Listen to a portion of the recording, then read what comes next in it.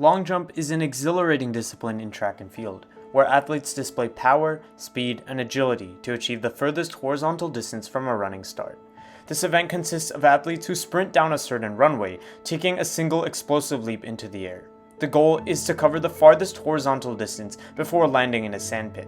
Through meticulous training and improvement of power and technique, long jump athletes are able to cover significant distances in comparison to the average athlete. But as most sports do, long jump is a sport that utilizes fundamental physics of concepts, the main concept being projectile motion, a fundamental principle that describes the motion of an object under the influence of gravity. So how does projectile motion have anything to do with a track and field long jumper? Well, in the motion, track and field jumpers can be considered projectiles. They have a horizontal and vertical velocity and kick off from the runway at a certain angle. So how exactly do jumpers maximize the lengths of their leap? Is it their speed on the runway? Sure, their initial velocity may be fast, but then why wouldn't a world-class sprinter like Usain Bolt jump as far as an Olympic-level jumper? It's about the takeoff angle. In a long jump, typical optimal takeoff angles range from 20 to 30 degrees.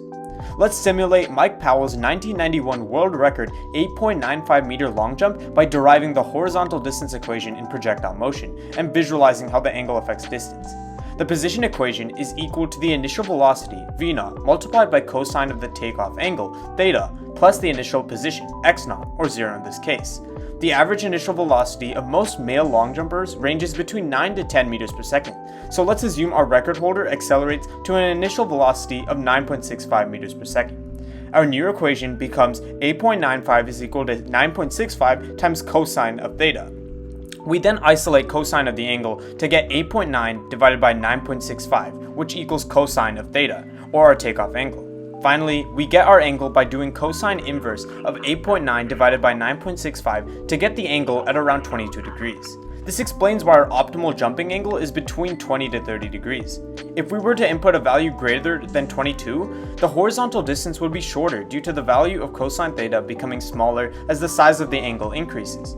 Since jumpers can't vary their initial running speed significantly, they can positively impact their horizontal jump by altering their angle of takeoff.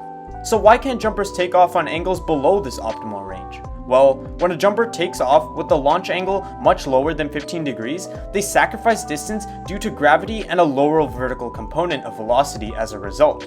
So that means that our 20 to 30 degree range has the most balanced components for efficient takeoff. In summary, an understanding of projectile motion and the correct utilization of the takeoff angle help long jumpers improve their craft.